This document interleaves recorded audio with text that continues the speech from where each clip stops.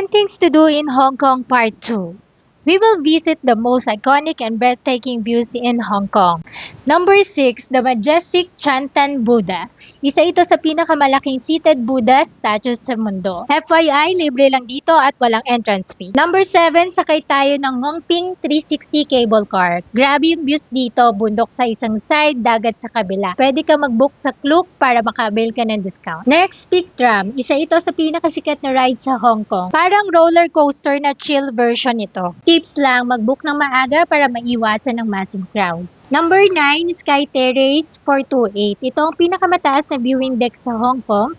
The ideal time to visit is 1 hour before sunset. At number 10, Symphony of Lights sa Victoria Harbour. Pagsabay-sabay ng umiilaw ang mga buildings, parang grand finale ng Hong Kong. At libre pa. Favorite word ng mga budget traveler.